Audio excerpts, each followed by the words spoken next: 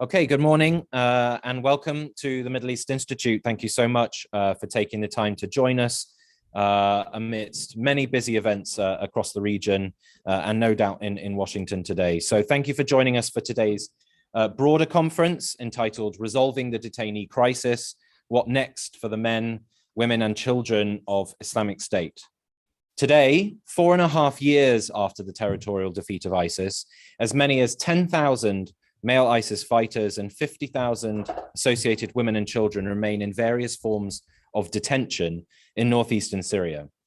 10,000 men and teenage boys are being held in a network of 26 makeshift detention facilities administered by the Syrian Democratic Forces with some support from the United States and coalition allies. In January 2021, the largest of these prisons, known as Gueran or the Al-Sina prison, was attacked by ISIS, triggering a week-long massive battle that drew in US Special Forces and left hundreds dead. At last year's detainee crisis conference here at MEI in Washington, Deputy Assistant Secretary of Defense Dana Stroul announced a new channel of funding directed towards enhancing the prison and its security infrastructure. I saw those improvements firsthand earlier this year during a visit to the facility with CENTCOM Commander General Kurilla, but significant issues still remain and will be the subject of much discussion today. Meanwhile, roughly 50,000 women and children who came out of ISIS's caliphate remain held in the Al-Hol and Al-Roj camps, where the living conditions are dire, insecurity remains rife, and where some openly loyal ISIS operatives, both male and female, have managed to operate. Combined, these 60,000 people originate from at least 50 countries around the world. Of the 50,000 in camps, more than 50% are children under the age of 12. This represents a security, but also a humanitarian crisis of unprecedented scale and complexity, one that is also entirely unsustainable, as Secretary of State Antony Blinken made clear very recently during a conference in Saudi Arabia. Worse still, this is a crisis that exists within a region already beset by multiple overlapping conflicts and an ongoing ISIS insurgency. Next door in Iraq lie a further 20,000 ISIS imprisoned fighters and many thousands more women and children who also emerged from ISIS controlled territories, underlining just how significant this challenge is. A resolution to this detainee crisis requires concerted international action and many difficult decisions. Time is not on our side, and the fragile control currently in place, dependent largely on a US military deployment in northeastern Syria, is unlikely to last for too much longer. The most strategic and sustainable solution is returning people to their places and countries of origin. In recent years, Iraq has led an impressive returns process, bringing roughly 500 to 700 of its citizens home every 6 to 8 weeks. Until now, more than 6,000 Iraqis have been returned home from prisons and camps in northeastern Syria. But even at such a rate, it will take Iraq at least 5 more years to complete that process. And that's before you take into account the fact that they've started with their easier cases first, leaving the harder ones to the end. Reintegrating the many thousands of Syrians back into their places of origin raises a multitude of complex and almost impossible challenges, including the fact that most come from areas now controlled by the Syrian regime, a reality that is precluding almost all returns. Then there are roughly 10,000 third country nationals, men, women, and children, for whom repatriation truly is the only solution. But the convincing governments to do so has not been an easy task. And that takes us on to the initiative that is sort of hosting this conference today. So 18 months ago, the Middle East Institute and my colleagues just here from the International Center for the Study of Radicalization at King's College London launched this initiative, a major international one aimed at helping to resolve this detainee crisis, to encourage returns, to encourage repatriation, but also to facilitate the kinds of challenging conversations between governments and other serious stakeholders about how best to do so, how to do so safely, how to deal with the many complex legal and logistical hurdles in place, how to gather and share evidence to support prosecutions, how best to reintegrate and rehabilitate children, and many other similar issues. And since then, we have convened more than 30 governments for discreet, frank, and difficult discussions, all behind closed doors, including yesterday. We've also done what we're doing today, hosting a public conference in which senior officials and other stakeholders can address the detainee crisis in public, seeking to shine a spotlight on the significance of the challenge ahead. In this time, over the past 18 months, many more governments have begun repatriating their women and children, and some men. Real progress has been made, and the newly found momentum is clear, but even so, we may still be 2 to 3 decades from seeing this crisis resolved, and that is if current conditions remain the same, which we certainly can't guarantee and which we will shortly be discussing. We simply don't have the time that we have assumed, but ISIS does. A failure to resolve the detainee crisis more quickly raises one clear truth. It virtually guarantees that ISIS comeback that terrorist group so desperately wants, and that's why we're here today. Before passing over to Shiraz, I also want to acknowledge how challenging it has been convening a conference like this amidst a rapidly escalating regional crisis. Since Hamas's horrific terrorist attack on Israel and the resulting Israeli air campaign on Gaza, attention has overwhelmingly shifted within the US government and many others towards crisis management, intensive diplomacy, military deterrence, and much more. With the spate recently of Iranian proxy attacks on US forces in the region, even more so. As a result, a number of very senior US government officials who had planned to speak here are no longer able to. Most of them are now in the region engaged on this issue, but it unquestionably makes the panel you're about to hear all the more important. Our opening session, as I say, is a reflection of these new challenging circumstances. A major war between Israel and Gaza and the emerging prospect of further regional escalation could not be more directly relevant to the issue that brings us here today in northeastern Syria, and whether or not it can ever be resolved. Already, US forces deployed in northeastern Syria and Iraq have been targeted 7 times in 48 hours by Iranian proxy militias. So this morning's panel, as I have said repeatedly, should help place the rest of today's panels and sessions into a very timely context. I'm now going to briefly hand over to Shiraz, my sort of partner in crime running this, this broader initiative, and then we'll kick off today's sessions with the opening panel. Thank you again for being here.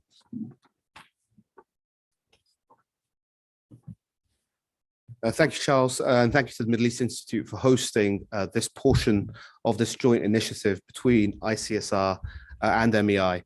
As Charles mentioned, about 2 years ago, we began to discuss what a conference and a joint collaboration of this kind should look like, what kind of form it should take, and what our hopes and aspirations were in terms of trying to move the dial on this particularly pressing issue. Amidst all the noise of the collapse of ISIS and its territorial caliphate, we recognized that there was still this pressing problem which related to the detainees, what we call the detainee dilemma. What should happen to the men, women, and children, the tens of thousands of them who remain in detention in fairly precarious settings in the Northeast.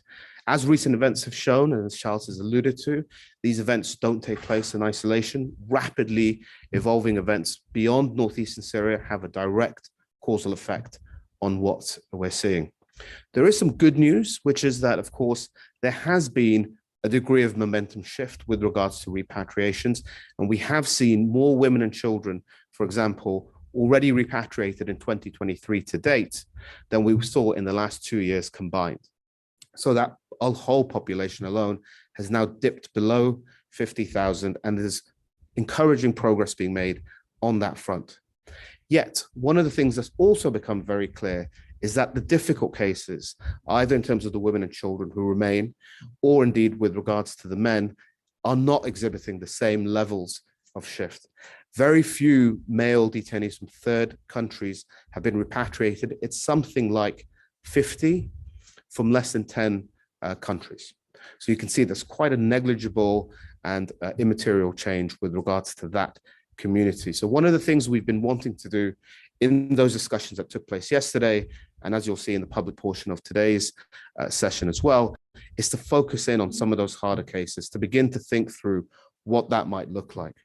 Of course, narrative, framing, words matter greatly in this context. And as we begin to look again in the context of a war on terror framework in relation to what is happening between Hamas and Israel, that will again feed further into the public discourse about what should happen with relation to these men and potential repatriations or indeed prosecutions relating to them. So I think it's very much a region in flux, and this issue, although it's been persisting as an important one, becomes all the more urgent again as we're convening and meeting today, as we begin to unpack and think about what will happen in relation to these individuals, particularly in the changing regional context and climate. So on behalf of ICSR, let me thank MEI and Charles in particular.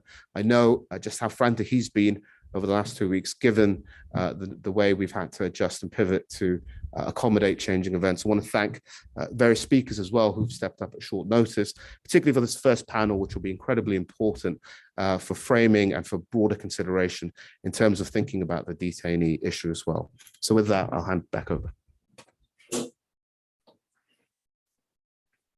And with that, let's get started with the first panel. I'd invite the panelists to take the stage, please.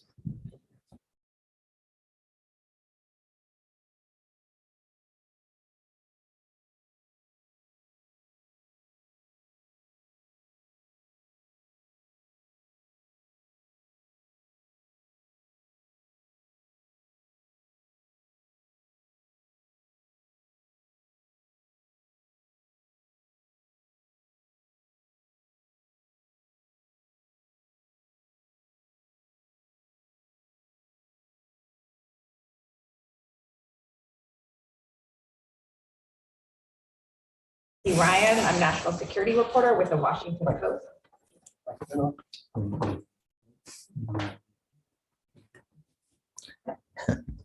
Is that better? Yes. Okay, great.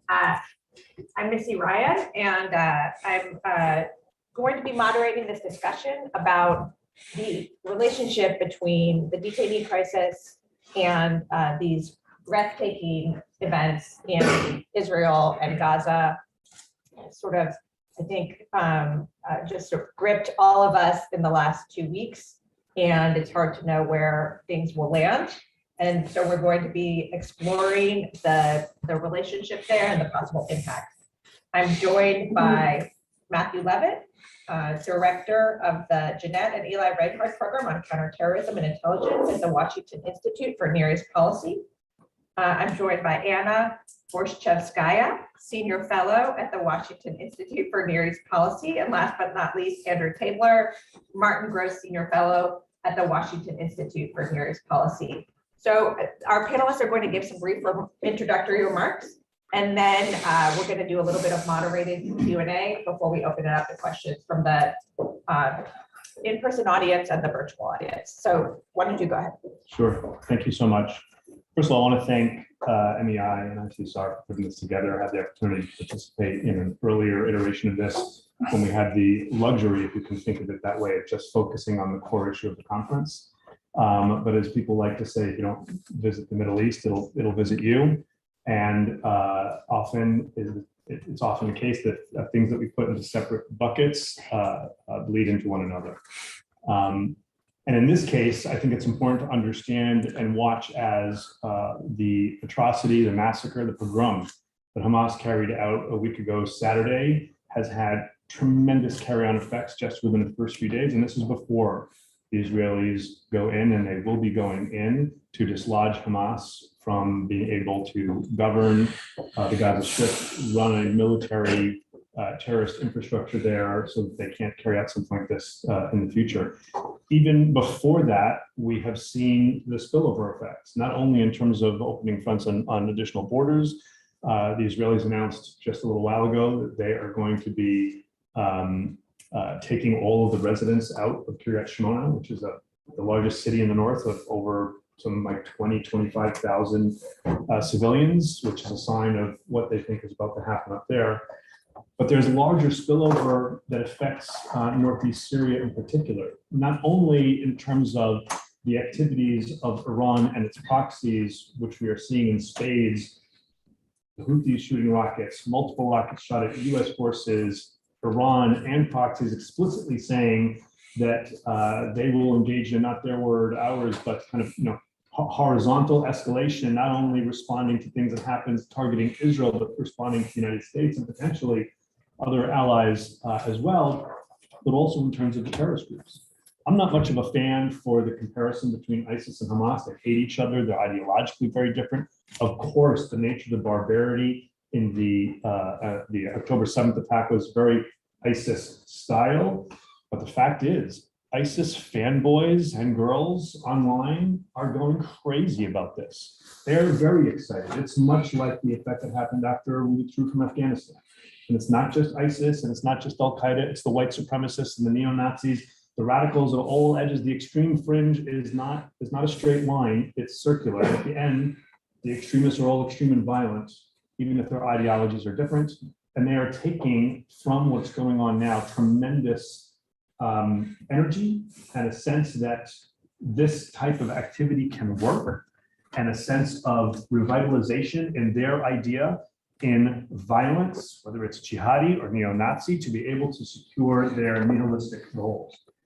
That, beyond the immediate fight on the south, fight on the north, what Iran and its proxies do, is something that we will be dealing with for not weeks or months. And I should make it clear, if anybody's not clear, this conflict is not a 6-day war, it's a 6-month campaign. But this is something we will be dealing with, this revitalization of the idea of extreme violence as an effective tool in the eyes of our adversaries.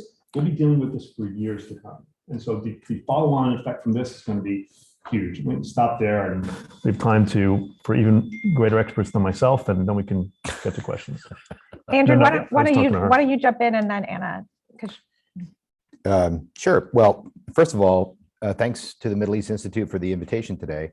I've been in Washington since December of 2008, so essentially 2009, and I've watched the Middle East Institute grow in number and in quality, and I have many friends here over the years, and we really appreciate everything you do and your dedication. I think we all, when I first came to Washington, it was old Washington, and old Washington was very divided. The Israeli-Palestinian divide was massive. It would be nothing for me to go to a panel and to be publicly attacked for being critical of the Assad regime and somehow being soft for the Arab cause, or whatever cause, whoever was doing the criticism. And I think the Arab uprisings really changed the whole narrative and the way we all look at it. And I'm really just, I think the topic of the panel today is very timely. It's part of the ongoing effort to solve the Syria crisis, which has not been solved. But also, of course, this panel's understandably been taken over by events. We are in the middle of a war, maybe early stages. We don't know the outcome. And I'll say just a couple of things. First of all, my sorrow to all the civilians who have been killed in Israel and butchered and brutally murdered, and then of course the captives, and then of course all the civilians who have been killed as a result of that. The people who perpetrated this and organized it, I assure you, knew exactly what was going to be the next step. This is Middle East 101, unfortunately, and I think it was interesting that, in terms of President Biden's trip to Israel, where you had an open embrace, of course, of the Netanyahu government, but at the same time a warning about the mistakes that the United States made in going into Iraq after the horrific attacks of September 11th. And it's important. It's an important lesson to learn. And we're going to have to watch what happens now. I'm not an expert on Israeli-Palestinian affairs. I did them very early in my career as a journalist living in Cairo long, long ago in a galaxy far, far away. I now deal with the Levant. So I have two things to say to you today based on my observations. One is in policy in general. As Matt said, if you don't pay attention to the Middle East, it comes to you. The Biden administration has spent the last few years, I think it's a completely fair thing to say, nonpartisan thing to say, ignoring the Middle East and deprioritizing it. This isn't just on Syria, which has been probably one of the worst cases, but the level of bandwidth in the US government, whether it's Department of Defense, the NSC, the State Department, and so on, has been reduced. That's undeniable. And now this is coming to catch up with us, right? It's important to note that we can do two things at the same time as a great power. Now, as somebody who's served on the NSC and in the State Department, I can tell you that I think the Biden administration, though, is trying to do the best they can to play catch up at the moment.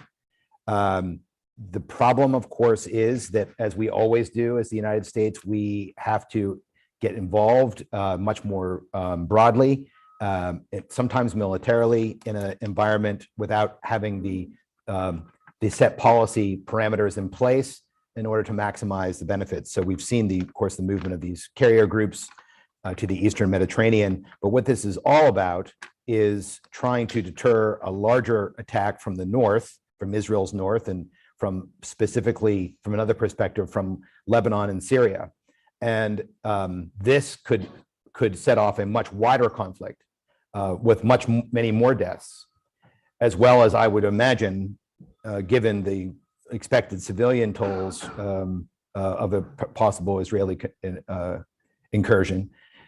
This is going to then set off more protests throughout the region, and this could really turn into something. 1973, we just had the anniversary of that, but something much far different, and maybe even more destructive. So, as evidence of Iran's involvement in this, and then there's been a debate about whether they were actually involved in the pre-planning, in the details, or were they just involved in general or whatever. I think the degree to which Israel and the United States were caught flat-footed by this indicates that this was handled very, very discreetly, extremely discreetly, or we weren't paying attention to it. It could be both. There are always signs of something coming. But as we can see now, the Iranian response has been twofold. One is there's the public posturing, but I think there's also been the recent tit for tat, various escalations along the Israeli-Lebanese frontier, which are a cause for worry. And I think Matt mentioned earlier, there's an evacuation of Kiryat Shimona, I believe you said, I don't know if you said that earlier, but in any case, these are like really sort of unprecedented moves. There's a real question whether Iran wants to use that loaded gun or guns or missiles at this time or not. Is this step two of a larger move to as part of their effort to destroy Israel, which has been their stated goal for some time? So we don't know. There's quite a debate about this. Interestingly, over the last few days, however, since about October 10th, we've seen some cross-frontier strikes from Syria into the Golan, which I think have been a cause for concern. I wrote about these last week. Relatively limited in number in terms of the movements of these militiamen and personnel, undetermined in terms of their quality and their expertise. There have been various accounts of this. The Wall Street Journal did a very good piece, following up from the piece I wrote last week, which I think sort of outlined it. I think it would be hard for Iran to open up another front from Syria as opposed to Lebanon, although there's much more at risk in Lebanon. It's much more touchy, but just the terrain there and various other things to me indicates that may be limited. Maybe I'm wrong. What is very apparent to us, and this will be my last point, is that this, however, has allowed and given space for the Iranians to horizontally escalate with the United States. And of course, that's much more worrisome. And here I'll talk about, I just mentioned briefly, the attacks on Al-Tanf and in the Conoco base in eastern Syria, which led to injuries, and also attacks within Iraq at the Al-Assad base, but not only. These are very worrisome because I can tell you in broad brushstrokes, I was shocked after serving in the US government, the degree to which the Iranians regard Israel and the United States as the same thing. And maybe that's not surprising, given that some of the operations, particularly in Iraq, but not only, have been organized by the Islamic Resistance of Iraq, which is a sort of now umbrella organization of all Iran-backed groups. So the resistance is against not only Israel, but also the United States. But it does highlight, I think, the real dangers because the Iranians know that going into an election year, and I'm sure it's something the president knows, that the American people are careful about casualties. It affects them. Although I think the president's speech last night kind of laid it all out there in terms of setting the stage and framing things for what was likely to be an escalation in the coming days, weeks, and months. So with that, I'll turn it back over to you. Thank you. Anna, why don't you begin with your opening remarks, and then we'll do some Q&A. Sure, thank you. I'd like to pick up on a few points that Matt and Andrew made, starting with the point that the United States has deprioritized the Middle East in recent years. This deprioritization has benefited Russia. And I follow Russia at the Washington Institute. I am a Russia expert, and in particular, Russia's Middle East policy. When Putin had gone into Syria in September 2015, there was a lot of commentary on why he was doing it. But my main point at the time was that Putin was looking to upend the existing international system, the US-led global order. And as we look at Russia's war on Ukraine today, that goal, he's essentially made that goal explicit. It wasn't explicit at the time, but he's now essentially saying it directly. He's saying that the West has attacked Russia using Ukraine. So when we think about Russia in the Middle East and Russia in Syria in particular, the bigger context for what Russia is trying to achieve is erosion of this international system to force a renegotiation of an alternative world order, which Russians call a multipolar world or polycentric world. Putin's response to the Hamas attack on Israel in and of itself speaks volumes. His initial response was to blame the United States, specifically American policies in the Middle East for this horrific attack. And if there's any doubt as to where his priorities lie, we should take him at his word. He's looking at the United States. As we think about Russia's actions in the short term, I would urge to think about how this is going to benefit Vladimir Putin in terms of overall global chaos. The immediate effect that we're seeing now is a distraction in the West from Ukraine. Putin knows he's bogged down in Ukraine, and a distraction on one front, but perhaps multiple fronts, is going to be to his advantage.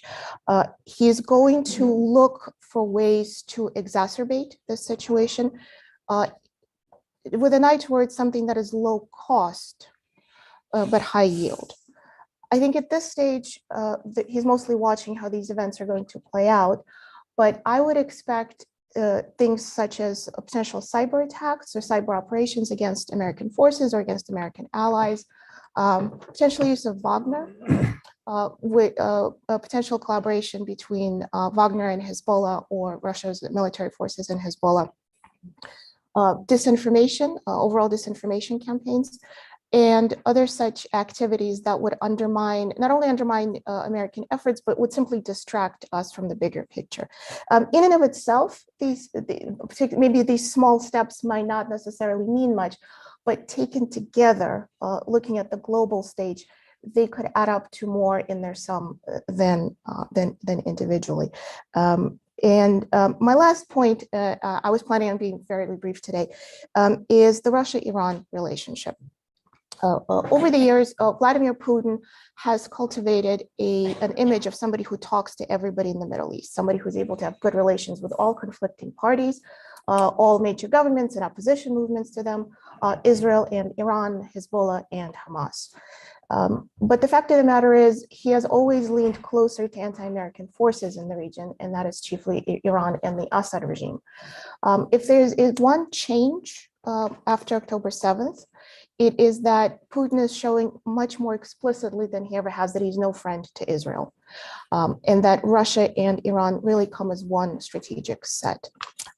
This is something I've argued over the years, but I think we're going to see this come to light more and more. He has little choice but to align with anti-American forces, and this relationship is going to develop deeper and deeper. So I would look for that both all across the Middle East, but also specifically in Syria, and how Putin could potentially enable Iran. Thank you. Great, thanks very much. Andrew, I'm really glad that you mentioned the Biden address last night, and which I think provides an interesting framework to talk about not just the strategy for resourcing support to Israel and the push and pull that will present with Ukraine, but also perhaps hints of the strategy, to the extent that we can maybe talk about that here, for being able to do both of these things, respond to these intense crises at the same time. So what we're hoping to do over the next 20 minutes or so, before we open it up to Q&A, is game out how this crisis and the potential for escalation will impact U.S. policy in Syria and in the region, and then potentially impact the detainee situation. And I just wanted to start with the potential impact on the military lane. We have 2,500 troops in Iraq, American troops, about 900 troops in Syria. And these are a mission, a sort of maintenance, counterterrorism mission. And I always want to mention, I think it's very interesting that, several years after the United States became incredibly focused on the 2,500 troops in Afghanistan, these have been sort of under the radar residual missions in Iraq and Syria. Matthew, you mentioned the attacks that happened Al Tanf and Konako, and then Al Assad. There was a U.S. contractor that died apparently had a heart attack as a result of one of those raids. So let's just talk here about how does this crisis affect the willingness and the ability of the United States to sustain these missions that in some ways, have provided the mainstay or the anchors for U.S. policy in Iraq and Syria. Who wants to begin on that question? I'll just jump in to say, first of all, let's focus on the adversaries first. If I'm Iran right now, I see all of what's happening as a wonderful distraction and context to be able to try and finally push these forces out. I have wanted these forces out or minimized for some time, especially in Al Tanf, and I see this as a great opportunity. If I'm Iran, I'll fight to the last Arab, which is what they do. So I won't necessarily start sending in Quds Force to do it, but there are all kinds of elements of what we call the Iran threat network, militias that can continue to do more than just the harassment we've seen to date. And so I fully expect that to happen. And there's a domestic component to this too. There's been some voices on the Hill that have been calling for the withdrawal of these forces and a withdrawal from our presence internationally. It'll be very interesting to see if they use this as a pretext to say, you see, we should get out, or if they change their tune now and say, no, actually, this shows that we need to be there in some regard. There are 2 U.S. aircraft carrier groups that were moved to the Eastern Med. They're there for multiple purposes to deter groups from trying to open up additional fronts on Israel. But I think it's also pretty clear there's a message that we have additional firepower in the region in the event that people decide to make a poor decision and start seriously attacking U.S. forces. But it's just another way that this could escalate. And again, if I'm Iran, I'll take that risk. I'll just say, I've been saying this for years. Andrew and others have been saying this for years. We assume as Americans, as Westerners, that everybody makes calculus like we do. And that if we wouldn't do something, then it's irrational for someone else to do something. Well, other people calculate risk and benefit differently. And our adversaries are willing to take more risk for less benefit. And therefore, they'll do things that we would not do. And so right now, we need to start thinking and understanding that way. To my mind, Iran, there's no question they're going to try and take advantage of this in lots of different ways, and this is one of them. Can I just press you on that, though? Can you talk a little bit about Iran's calculus, though, in how far it's willing to push its proxies to go in poking the United States, and given what they know will be a military response to that?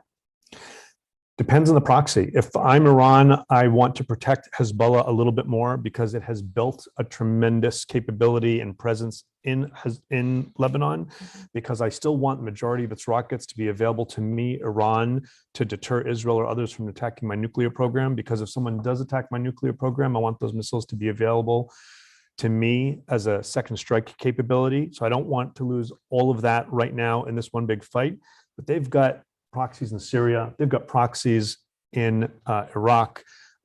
I anticipate that if things get worse, they will pick up the pace even beyond what they've been doing recently of international assassination, abduction type of operations.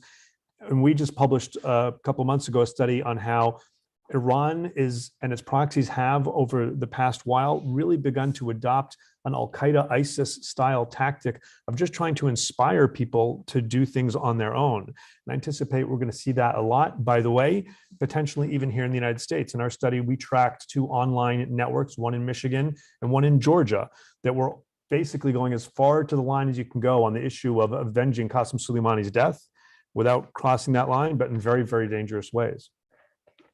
Anna or Andrew, do you want to jump in on the impact on the U.S. military posture and its ability, and especially Iraq and Syria? Yeah. So, I mean, from the general policy standpoint, what I think the president, by lumping Ukraine and the Gaza crisis together, I think was very smart, in the sense that he knew that there was deep, there was resistance from some quarters on Capitol Hill to military aid for Ukraine.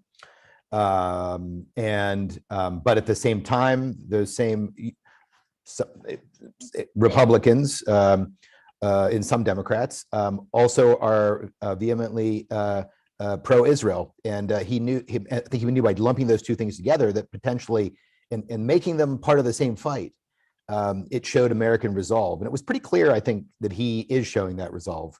He's probably trying to show that resolve because what's about ready to happen can really go sideways, and have some of the costs that Matt and Anna have talked about. The force posture for the United States in Iraq and in Syria is limited. In Syria, many have described it as ideal, or the ideal footprint. Yes, I mean, it operates largely below the radar, special forces, and so on. The problem is all of these forces are vulnerable to these Iranian militia at all attacks, and so the question is, how much ahead of the general election, and not this general election, but 2024 election, how much does that cost the president and the Democrats going forward, and how much do the Republicans capitalize on that? I won't get into President Trump's statements on this, which have been in different places.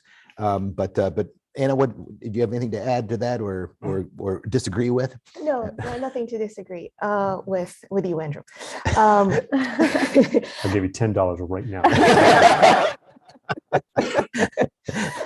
No, I just want to add. Andrew makes a really important point about about Biden putting together aid to Ukraine and Israel together, and I just want to underscore he didn't simply cast this in practical terms. He also cast this in more symbolic terms.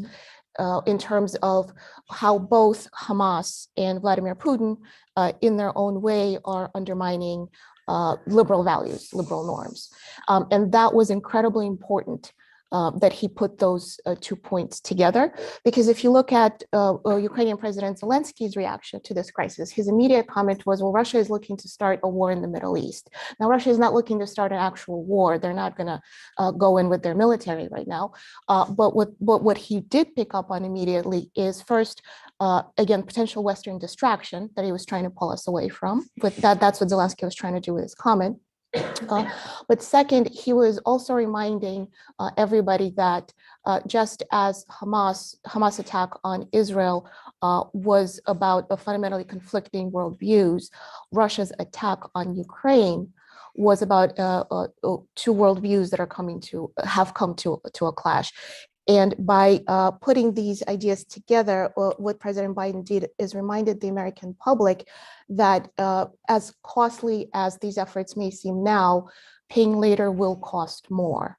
And that was the right message. Let me just follow up with you. You mentioned earlier that Putin was perceiving an opportunity in potentially complicating things for the United States, posing a bandwidth problem for American leaders as they try to juggle these two conflicts.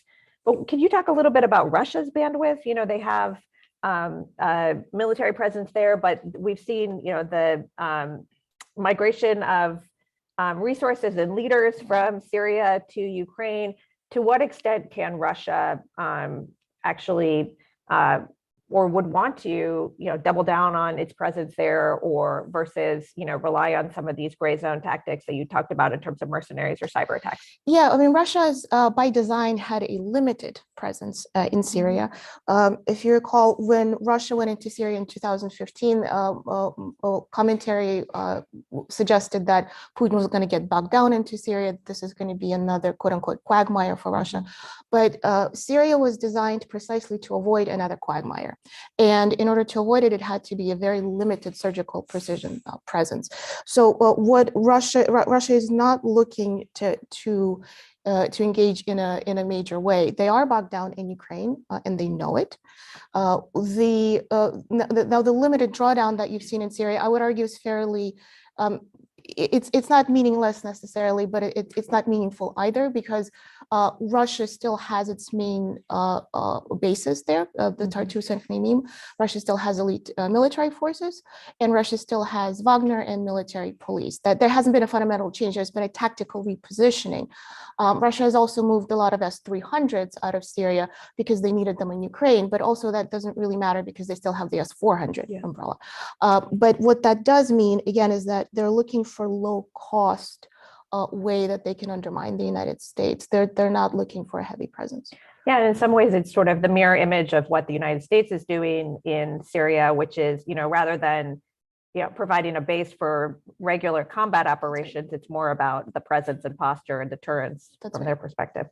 So maybe we can talk a little bit about the policy lane, and maybe start with Syria and talk about the impact of the Israel-Gaza crisis on U.S. policy in Syria. You know, it seems far-fetched, but is there a potential for this to reinvigorate some sort of more active American attempt to spur things towards a different kind of political outcome in Syria, in terms of, you know, restarting the support for the opposition against Assad? Or could things go the other way because the United States is more risk averse and would actually, in some ways, welcome more a status quo outcome that, you know, involves keeping Assad in power? And then any thoughts on the Kurdish element here as well would be great. Who wants to tackle that very thorny question? It's a great question, but it's optimistic. And the basic question is optimistic. It's not just that we have, throughout government, moved so many people, full-time employees, from Middle East to other things. It's that there are, as you rack and stack the priorities, right? It's painful to say it, right? But this huge issue is pretty far down. You know, the war in Gaza, what comes next in Gaza? The war in the north, potential escalation with Iran and its proxies, the potential for Sunni terrorist groups to see this as an opportunity to do something more, and the premise of this conference, right? What do we do about something that is going to be the next wave of massive international terrorism if we don't get off our rear ends and figure out a way to deal with these camps in Northeast Syria, which are not tenable situations, right? This is going to be put on pause.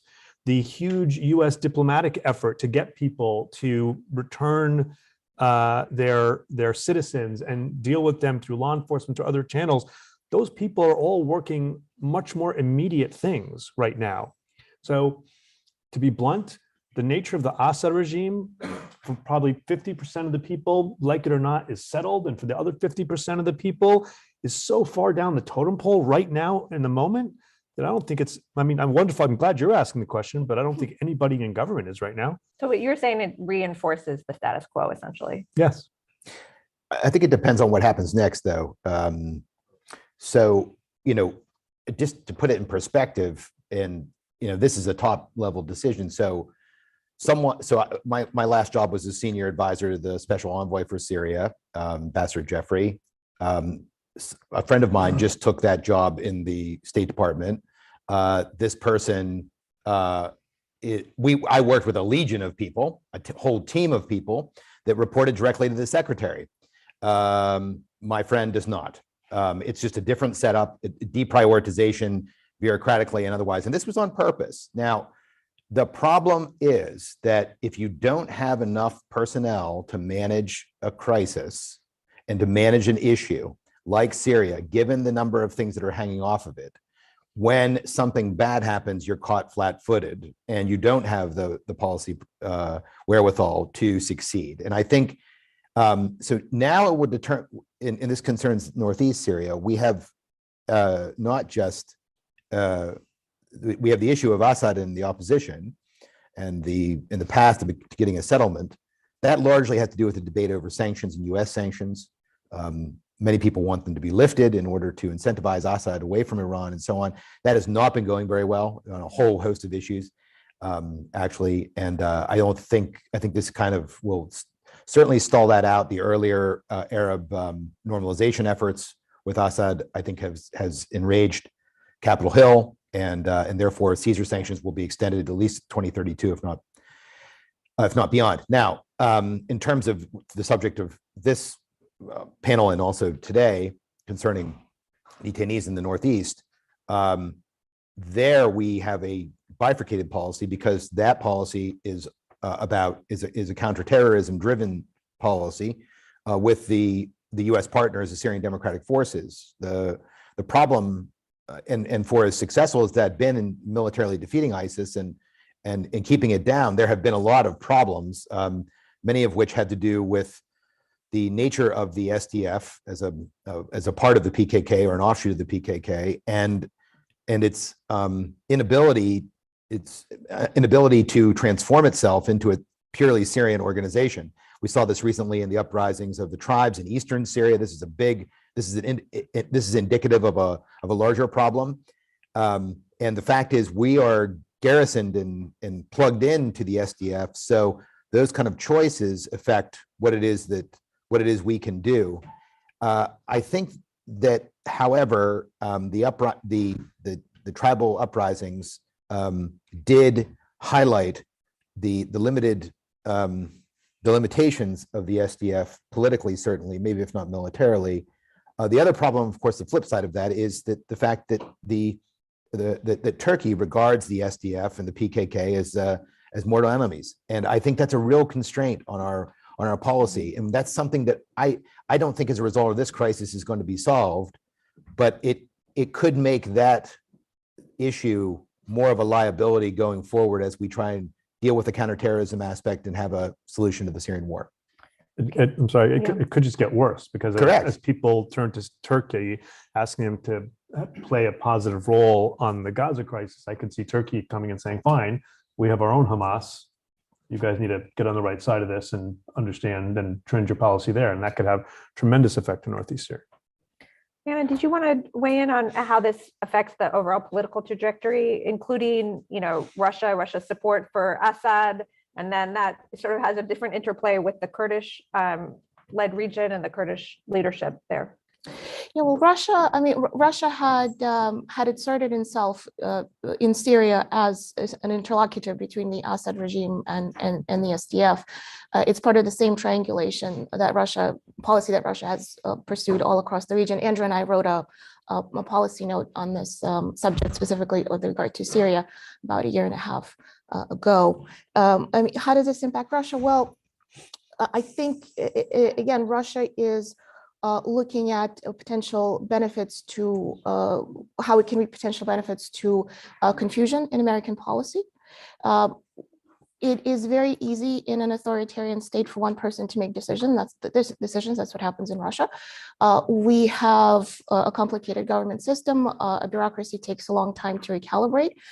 We have named great power competition as the trajectory of our foreign policy. Our national security strategy names Russia and China as our top competitors. But we have yet to figure out what does that necessarily mean in practice. How do we tackle multiple priorities? This has really been the biggest challenge, is how do we tackle multiple priorities? And we're seeing that laid to bear with this current crisis that Andrew and these are the points that Matt and Andrew have described. A mark of a truly great power is one that can focus on several priorities at once. And because we're still struggling to understand, what does this great power competition mean for us? Where does the Middle East fit into this great power competition? Any potential confusion will be to Putin's benefit.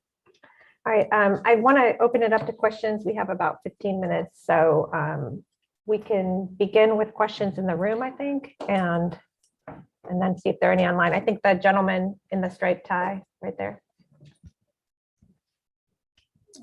Thank you. And if you could just identify yourself before you ask your questions. Oh, sure. Chad Brand, Syria American Council. Question for you, Andrew, and Matt, you want to take a stab at this. In terms of Hamas and the crisis with Israel being a distraction, my question is in terms of the Northwest Syria area.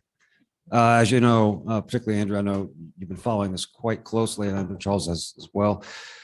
It's being subjected to repeated Russian airstrikes, casualties building up.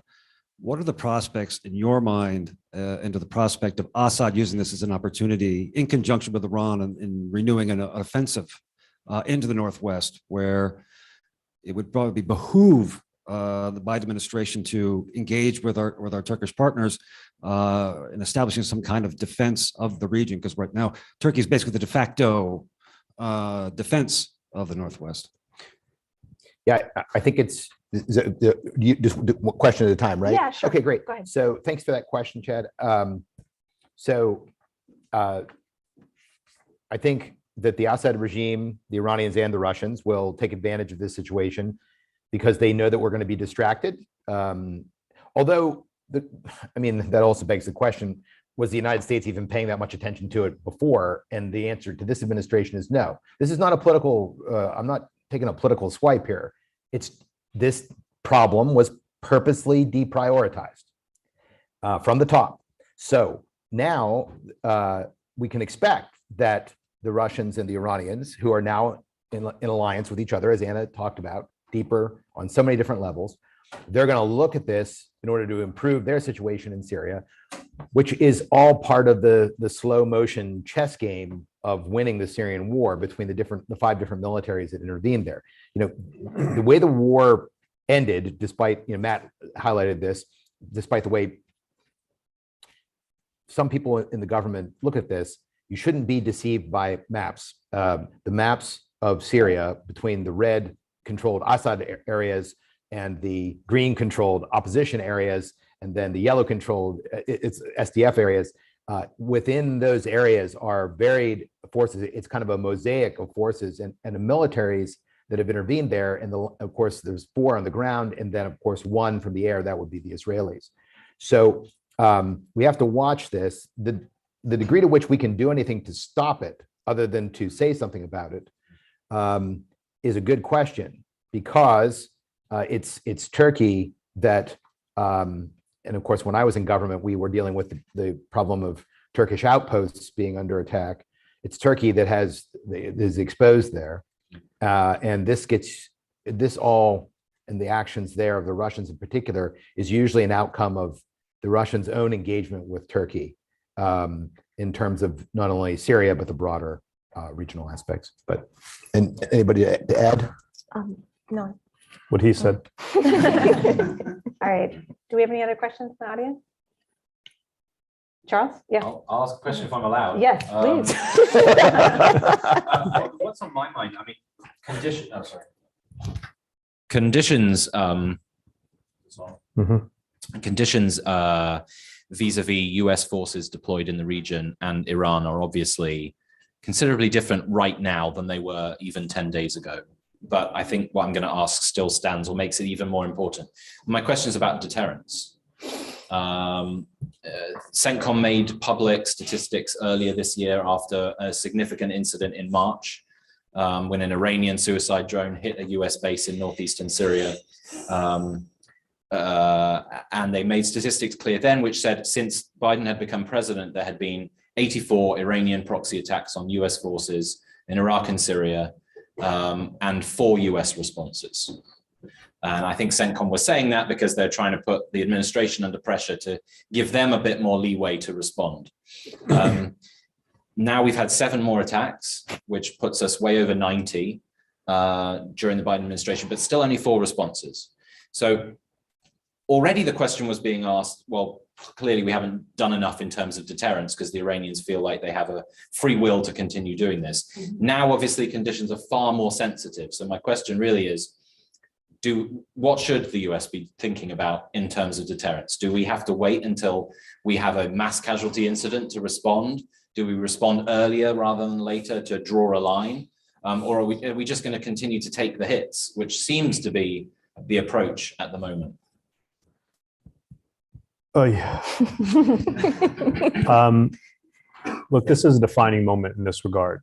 The whole concept of deterrence, Western deterrence of the US and its allies, was put to the test a week ago Saturday when deterrence and border security and intelligence failed. And so one of my talking points all week has been we, and I very much include myself in this, all need to be reassessing the paradigms that we held until 2 weeks ago today. If we send 2 aircraft carrier groups to the region, I just really, really hope we're really, really crystal clear as to when and under what circumstances and how and to what length we are willing to use those. Now, there are other benefits of having them there if we never fire a shot. There are radar capabilities and intercept capabilities, and that's all well and good.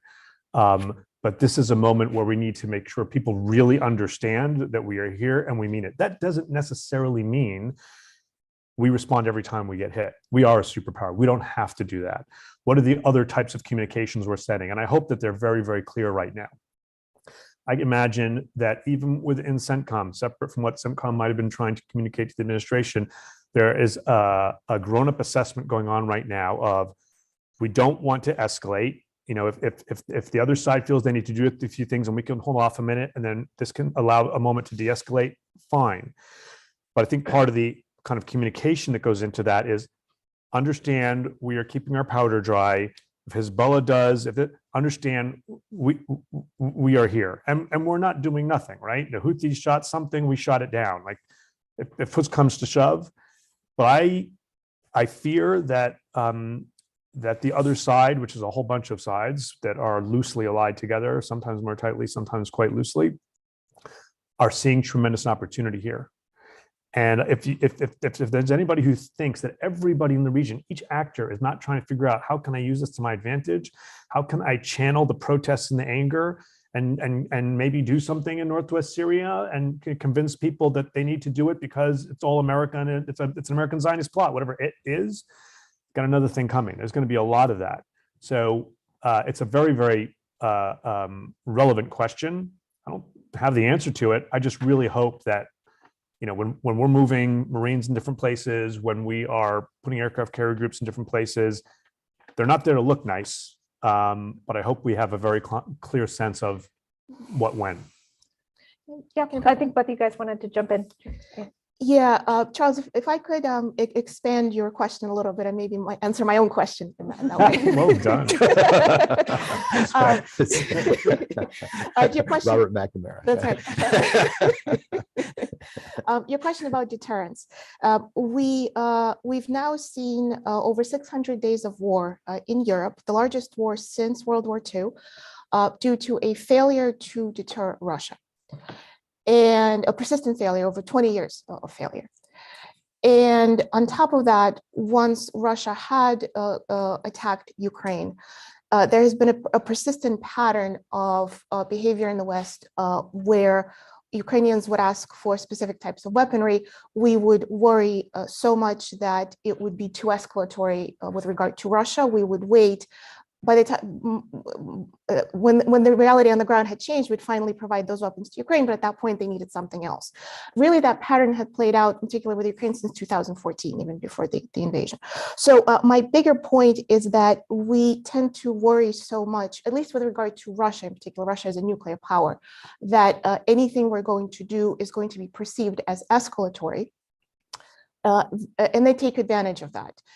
The bigger picture here is that the horizontal escalation that we've seen in Syria over the summer came after Russia repeatedly harassed our forces in the Black Sea, and that harassment went unanswered.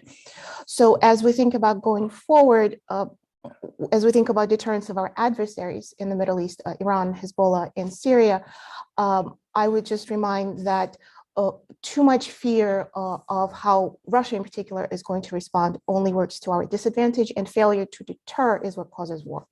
But I guess just to follow up, and maybe for all of you, but to what extent does that same escalation avoidance calculus apply to Iran as well? Clearly, the United States has hit Qasem Soleimani, but they've also come up to the brink of launching airstrikes on Iran in the last 5 years and not done it. So, yeah. So in this regard, for as important as the top-down policy is, which Matt and Anna just staked out, so one of the benefits of the U.S. and the U.S. military, they have very good, not so subtle ways of sending messages, okay? The most important thing during the coming days for all of us is to be, I'm going to mix metaphors here, is to be very cool customers, not to take the bait when certain things happen. It's very easy because our adversaries know our divisions and the emotions that are behind them, right?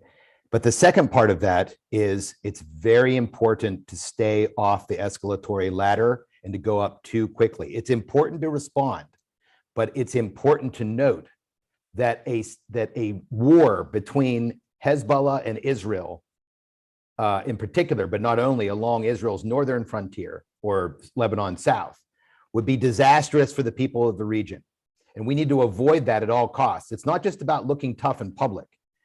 We can get on the ladder and we can respond in Northeast Syria specifically to certain threats that don't lead to World War II. But it's important that we don't have for as much as it's going to be heated rhetoric in the coming days, it's important to keep that in mind. Incrementally, we can move up the ladder. We're completely capable of doing this. And I think it's just an important thing for everybody to keep in mind. And I'm sure those in the US government know that as well.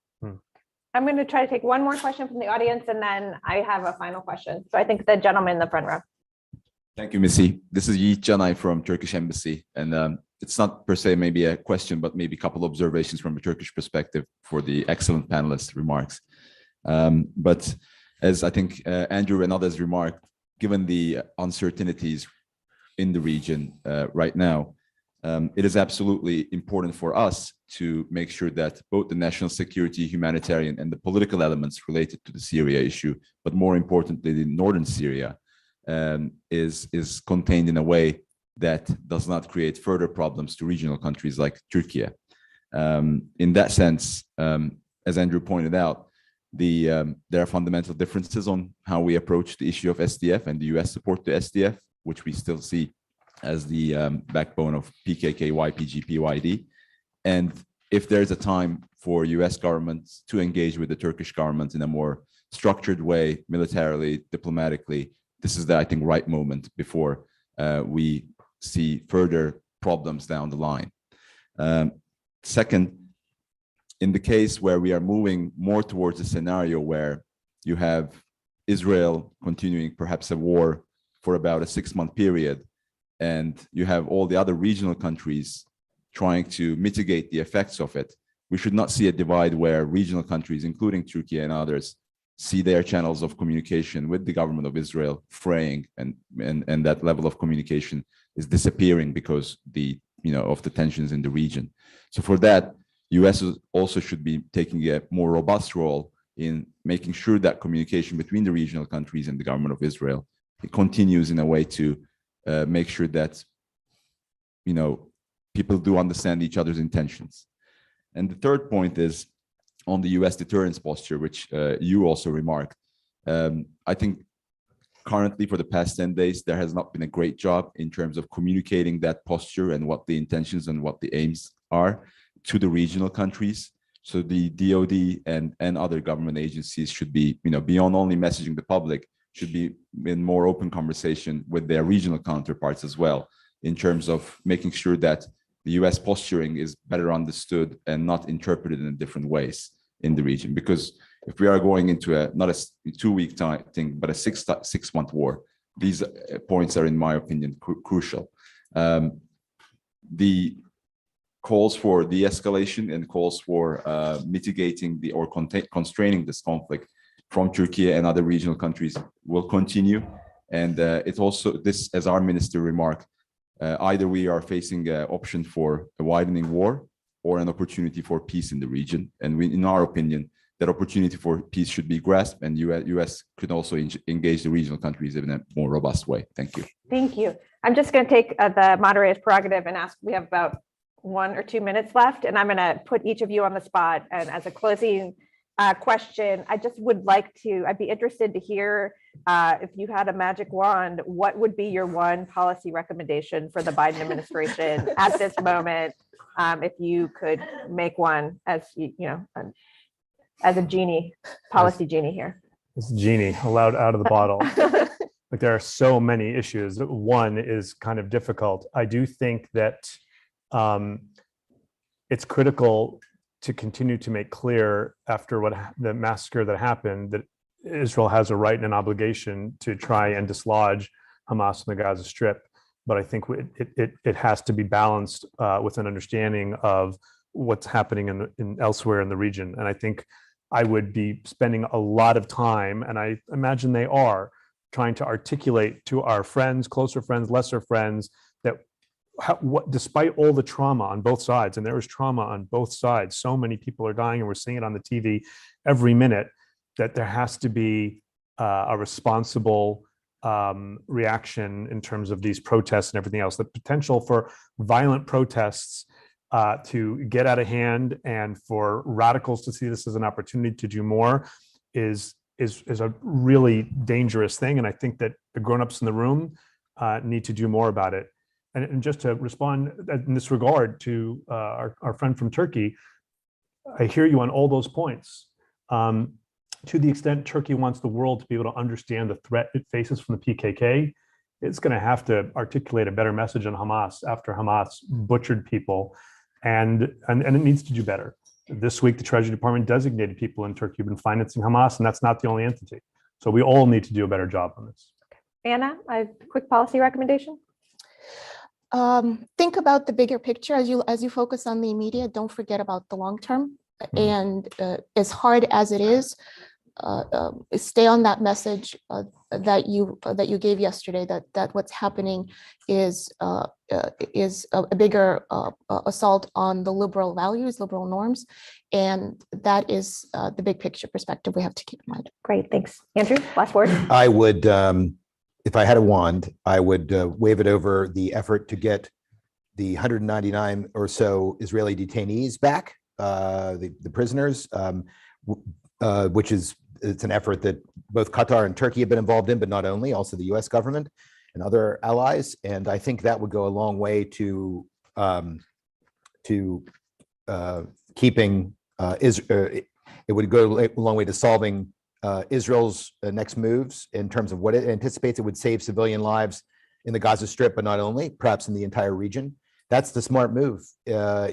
Unfortunately, though, I doubt that, but if again, it's a magic wand, and hopefully, even if it works at 10%, I would be satisfied given what is in front of us. Great. Well, thanks so much, these panelists, for a challenging task of trying to untangle this unfolding situation. And thank you to MEI for hosting us. And thank you, Missy. Thank you. Thank you.